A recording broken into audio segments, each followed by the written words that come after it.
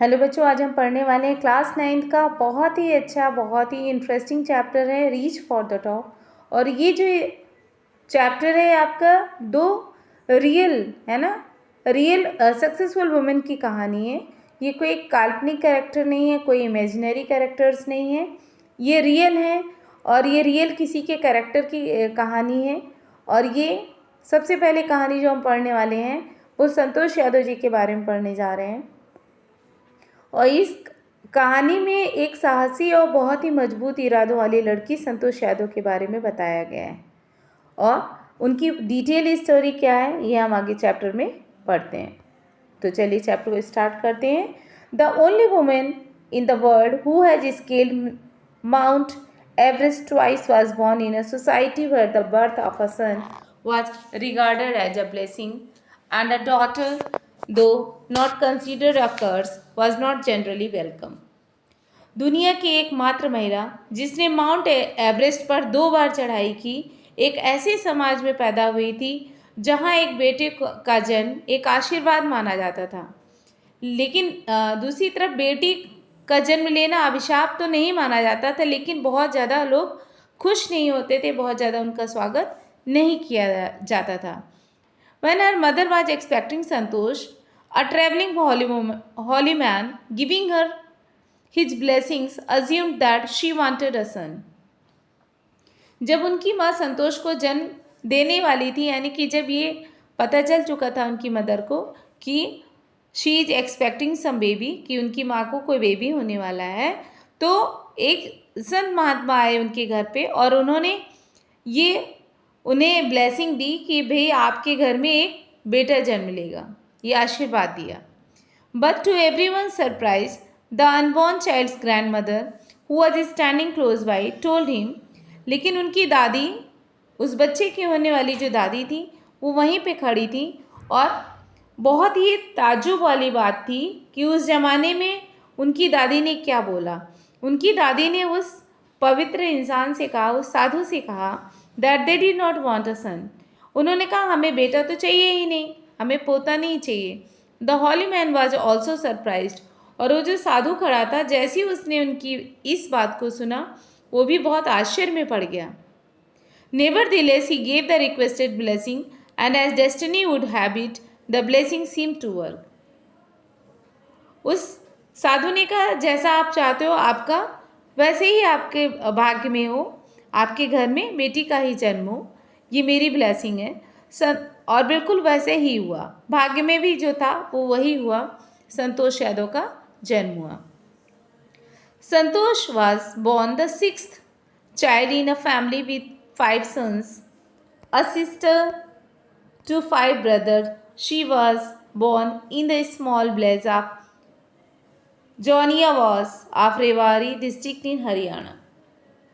संतोष का 5 बेटों के परिवार में छठे बच्चे के रूप में और 5 भाइयों की एक बहन के रूप में जन्म हुआ, यानी कि 5 भाई थे इनके और ये एक अकेली सिस्टर थी जब इनका जन्म हुआ। उनका जन्म रेवाड़ी जिले के एक छोटे से गांव जोनियावास, जो हरियाणा में है, वहाँ पर हुआ था। The girl was given the name Santosh which means contentment. जो लड़की हुई उसको नाम दिया गया संतोष, जिसका अर्थ होता है संतुष्टि। But Santosh was not always content with her place in a traditional way of life.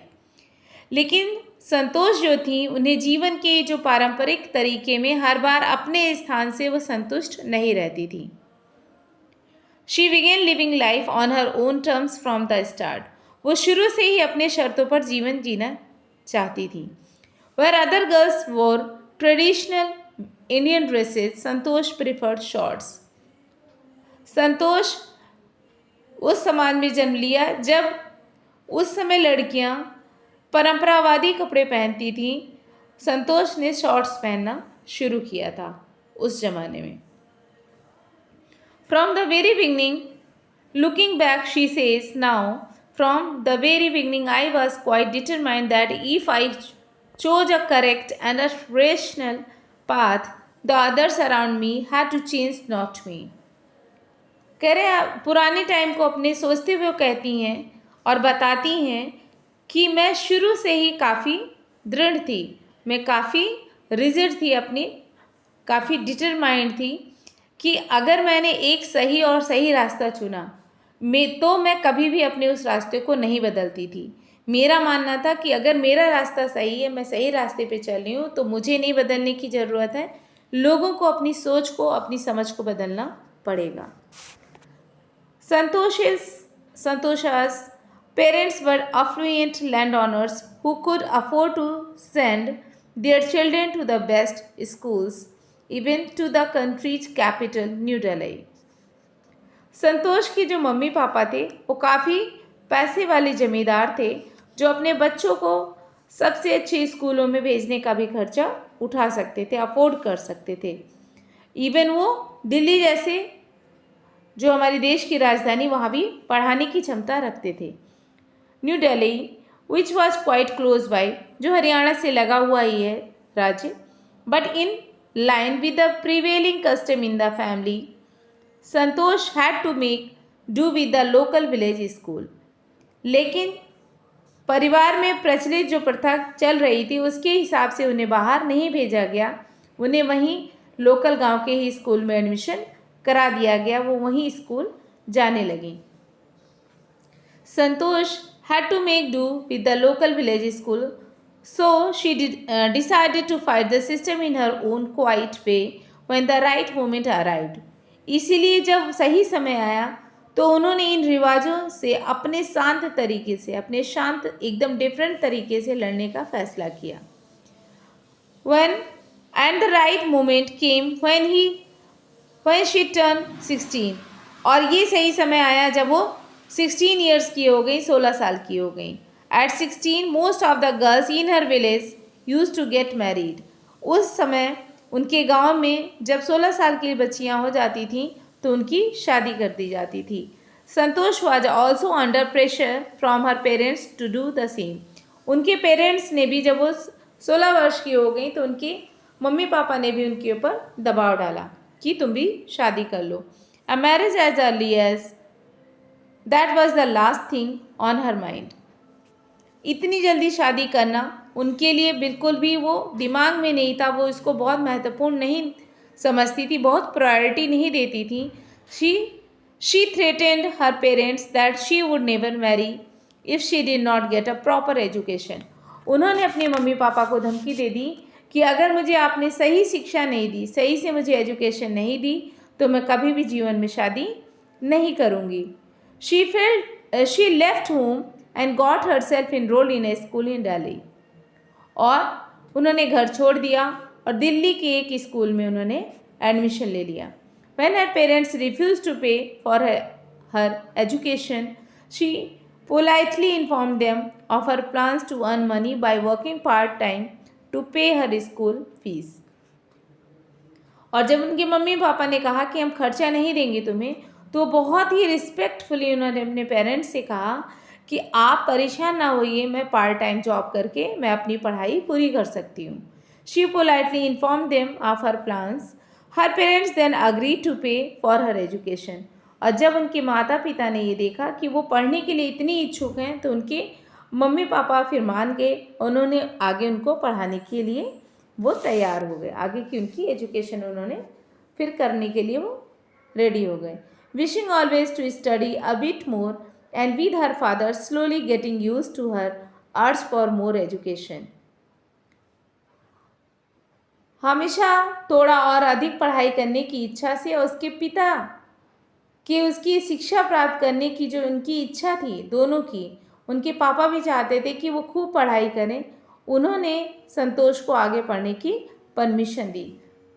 Santosh pass the high school examination. Santosh ने हाई स्कूल की परीक्षा पास की एंड वेंट टू जयपुर, और वो जयपुर चली गई।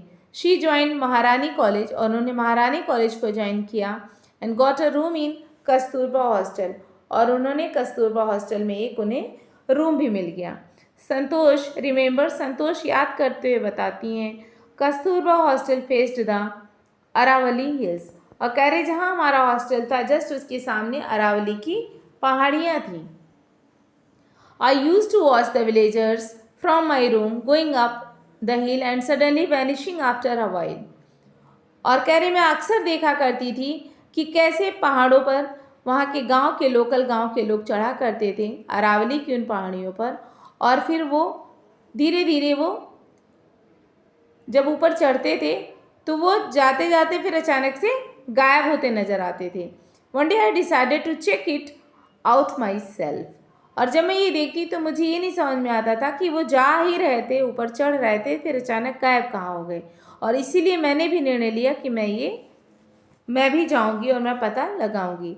आई found nobody except a few mountaineers. I asked if I could join them. कह रही जब मैंने ये चीज़ सोची तो मैंने अपने कुछ जब वहाँ पे देखा तो मैंने क्या देखा, कुछ पर्वतारोही थे और वहाँ कोई और नहीं मिला। वहाँ पे कुछ माउंटेनियर्स थे जो माउंटेन पर चढ़ने के लिए जा रहे थे। मैंने उनसे पूछा कि क्या मैं आपको ज्वाइन कर सकती हूँ, आपके ग्रुप को। टू माई प्लेजेंट सरप्राइज, करे बहुत ही अच्छा मेरे लिए सरप्राइज था ये, they answered in the affirmative, उन्होंने हाँ में आंसर दिया। And motivated me to take to climbing, और उन्होंने मुझसे कहा कि तुम इसके लिए ट्रेनिंग लो, प्रॉपर ट्रेनिंग लो चढ़ाई करने की। Then there was no looking back for his determined younger. और कहते हैं फिर इस जो इतनी डिटरमाइंड, इतनी दृढ़ निश्चय लड़की ने फिर पीछे मुड़कर नहीं देखा। शी सेव्ड मनी, उसने पैसे बचाए। And enrolled in a course eight Uttarkashi Nehru institute of mountaineering, उसने पैसे बचाए उत्तरकाशी के नेहरू इंस्टीट्यूट ऑफ माउंटेनियरिंग के एक कोर्स में उसने हिस्सा लिया। My college semester in Jaipur was to end in April but it ended on the 19th of the May। करे जयपुर में मेरा कॉलेज सेमेस्टर अप्रैल में ख़त्म होना था, लेकिन ये 19 मई को समाप्त हुआ फिर। And I was suppose to be in Uttarkashi, और बताती है कि मुझे 21 तारीख को उत्तरकाशी पहुंचना था, इसीलिए मैं घर वापस नहीं गई। So I did not go back home, instead इसकी जगह पे I headed straight for the training, मैं सीधे ट्रेनिंग के लिए चली गई। I had to write a letter of apology to my father, मैंने माफ़ी मांगते हुए एक चिट्ठी अपने पिताजी को लिखी। विदाउट हुज परमिशन, जिनके परमिशन के बिना I had got my self enrolled at Uttarkashi, कि उनकी परमिशन के बिना मैंने उत्तरकाशी में मैंने माउंटेनियरिंग के लिए दाखिला ले लिया था, इनरोल्ड करा लिया था। Thereafter, Santosh went on an expedition every year, और बताती है कि इसके बाद मैं हर साल चढ़ाई करने के लिए जाती थी। She told that her climbing skills matured rapidly, और कह रही कि मेरी जो ये पर्वत पर चढ़ने की ये जो कौशल था, जो मेरी स्किल थी पहाड़ी पर चढ़ाई करने की, पर्वत पर, ये बहुत तेज़ी से ये स्किल मेच्योर हो रही थी, मैं इसमें बहुत अच्छा कर रही थी। Also she developed a remarkable resistance to cold and the altitude, और इस तरह से वो कहती हैं कि इसके अलावा उन्होंने ठंड और ऊंचाई के लिए एक बहुत ही अधिक उल्लेखनीय, बहुत ही रिमार्केबल प्रतिरोधक क्षमता भी विकसित कर ली थी। यानी इनका शरीर इतना मजबूत हो चुका था कि वो ईजिली किसी चीज़ से अफेक्टेड नहीं हो रही थी। Equipped with an iron will, physical endurance and amazing mental toughness, एक दृढ़ संकल्प, शारीरिक सहनशीलता और अद्भुत मानसिक दृढ़ता के साथ उसने खुद को बार बार साबित किया। The culmination of her hard work and sincerity came in 1992, उसकी कड़ी मेहनत और ईमानदारी की जो एक पूर्णता थी, जो कम्प्लीटली जो उनकी सिंसियरिटी थी, 1992 में वो दिखाई दी। जस्ट 4 years आफ्टर, 4 साल बाद, she had shyly asked the Aravali mountaineers if she could join them. 4 साल बीतने ही वाले थे और फिर वो उन्हें मिले माउंटेनियर्स, पर्वतारोही, और उन्होंने उनसे पूछा कि क्या मैं आपको ज्वाइन कर सकती हूँ। At barely 20 years of age, और 20 साल की उम्र में Santosh Yadav scaled Mount Everest, becoming the youngest women in the world to achieve the feat. और उसके बाद 1992 का वो जो साल था, वो इनके लिए बहुत ही लकी साबित हुआ। इन्होंने अरावली की जो पहाड़ियाँ थी वहाँ पे इन्होंने यात्रा की। शी कुड ज्वाइन देम, और इस तरह से उन्होंने उसको ज्वाइन किया और वो आगे बढ़ती गई। Santosh Yadav scale Mount Everest, becoming the youngest women in the world, और ये सबसे कम उम्र की महिला थी जिन्होंने माउंट एवरेस्ट की चढ़ाई की थी। If her climbing skills, physical fitness and mental strength impressed her seniors, वो उनकी क्लाइंबिंग की जो उनकी चढ़ाई करने की जो स्किल थी वो बहुत अच्छी थी, फिजिकली वो बहुत फिट थी और मेंटली वो बहुत स्ट्रांग थी, और यही इम्प्रेस करता था उनके सीनियर्स को। हर कंसर्न फॉर अदर्स, दूसरों के लिए भी वो चिंता रखती थी, ध्यान रखती थी, and desire to work together with them found her a special place in the hearts of fellow climbers. और इस तरह से वो मेहनत करती गईं और वो अपने से जूनियर जो भी उनके क्लाइंबर्स थे या साथ वाले थे उनके लिए एक एग्जाम्पल बन गई थी। लोग उनको देखते तो कहते कि अगर ये कर रही हैं तो मैं भी कर सकता हूँ। ड्यूरिंग द 1992 एवरेस्ट मिशन, 1992 के एवरेस्ट मिशन के दौरान Santosh Yadav provided special care to a climber while lay dying at the South Col. जो दक्षिण कोल में था, अब क्या संतोष यादव क्या थे, एक पर्वतारोही की, तो इनकी विशेष देखभाल की जो दक्षिण के कोल थे उन्होंने किया, काफ़ी केयर किया। She was unfortunately unsuccessful in saving him.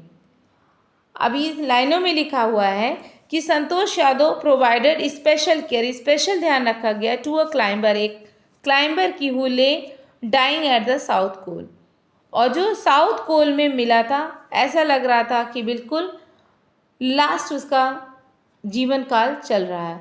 She was unfortunately unsuccessful in saving him, और दुर्भाग्यवश वो उसे बचाने में भी असफल रही, यानी कि उस क्लाइंबर को वो नहीं बचा पाई। However she manage to save another climber, हालांकि वो कोशिश की कर रही थी तो उन्होंने एक क्लाइंबर को, एक पर्वतारोही को बचाया था। मोहन सिंह उनका नाम था। Who would have met with the same fate had she not shared her oxygen with him. अभी कहती हैं कि वो एक अन्य पर्वतारोही जो थे मोहन सिंह को बचाने में कामयाब रहीं, वरना उसका भी वही हाल होता जो सबसे पहले वाले, क्योंकि उसने उनके साथ अगर ऑक्सीजन शेयर नहीं की होती तो शायद मोहन सिंह की भी डेथ हो सकती थी। Within 12 months Santosh found herself a member of an Indo Nepalese women's expedition. 12 महीनों के अंदर संतोष ने स्वयं को, अपने आप को एक इंडो नेपाली महिला का अभियान दल का क्या माना, सदस्य माना। She then scaled the Everest a second time, thus setting a record as the only woman to have scaled the Mount Everest twice। और ये दूसरी बार था कि उन्होंने ये उदाहरण पेश कर दिया था, ये प्रूव कर दिया था, क्योंकि दूसरी बार भी वो एवरेस्ट पर जो उन्होंने चढ़ाई की थी उस पर विजय प्राप्त की। In recognition of her achievements, इस प्रकार एवरेस्ट पर चढ़ने वाली, 2 बार चढ़ने वाली वो पहली महिला बनी। In recognition of her achievements, अगर उनकी पहचान की बात की जाए तो ये 2 उपलब्धियां जो हैं, the Indian government bestowed upon her one of the nation's top honours the Padmashri, और उन उपलब्धियों को मान्यता देने के लिए भारत सरकार ने उन्हें देश के सबसे अधिक सम्मानों में से सर्वश्रेष्ठ जो हैं, जो बहुत ही सम्मानजनक माने जाते हैं, पद्मश्री से इन्हें सम्मानित किया। Describing her feelings when she was literally on top of the world, उस समय की भावनाओं का वो वर्णन करते हुए कि जब वो वास्तव में दुनिया की शीर्ष पर थी, टॉप पर थी। संतोष ने कहा था, it took some time for the enormity of the moment to sink in, then I unfurled the Indian tricolor and held it aloft on the roof of the world। और संतोष ने कहा, इस महान क्षण को समझने में कुछ समय लगा, तब मैंने भारतीय तिरंगे को फहराया। जब वो वहाँ पहुँच गई वो पहाड़ी पर, तो वो थोड़ी देर तो वो समझने में लगा कि क्या फाइनली हम विश्वास नहीं कर पा रही थी कि क्या सच में मेरा सपना पूरा हो गया कि मैं अरावली की पहाड़ियों पर चढ़ी हूँ। तो वो कुछ देर तो उन्हें सोचने में लगा और फाइनली उन्होंने जो भारतीय तिरंगा था उसको फहरा दिया। Held it aloft on the roof of the world, और संसार के शिखर पर ऊंचा पहुंचाया। Then I unfurled the Indian tricolour and held it aloft on the roof of the world. और वो बताते हैं कि भारतीय इसके बाद जो ये तिरंगा था वो शीर्ष पर लहरा रहा था। And held it aloft on the roof of the world, the feeling is indescribable. और ये जो फीलिंग थी इसे डिस्क्राइब नहीं कर सकते थे, जो उस वक्त हो रहा था, जो चल रहा था, उसका बिल्कुल भी विवरण नहीं बताया जा सकता था, एक्सप्लेन नहीं किया जा सकता था। The Indian flag was flying on the top of the world. जो भारतीय तिरंगा था वो दुनिया के सर्वोच्च उसमें टॉप पर, एवरेस्ट पर लहरा रहा था। It was truly spiritual movement. वास्तव में अगर देखा जाए ये बहुत ही फील करने वाला, महसूस करने वाला ये पल था। I felt proud as an Indian. उस वक्त हमें महसूस हो रहा था कि हम भारतीय हैं। Also a fervent environmentalist Santosh collected and brought down 500 kilograms of garbage from the Himalayas. और ये बताते हैं कि इसके अलावा ये इतने उत्साहित रहते थे, इतना ये सोशल वर्क करते थे कि संतोष ने 500 किलोग्राम कचरा एकत्र किया और हिमालय से वो नीचे लेकर के आई। ये इन्होंने एकदम अलग काम किया कि इन्होंने क्या किया, जब ये वहाँ पे पर्वत पर पहुँची, माउंट एवरेस्ट पर, तो उन्होंने देखा कि जो भी यात्री जाते थे, जो भी खाने का सामान, प्रोडक्ट लेके जाते थे, उसके रैपर्स उन्होंने वहाँ पे फेंक दिए थे, जिसकी वजह से माउंट एवरेस्ट पर भी काफ़ी गंदगी हो गई थी। और वो बताती हैं कि उन्होंने खुद अकेले 500 किलो का गार्बेज जो है उन्होंने इकट्ठा किया और हिमालय से वो नीचे लेकर आई।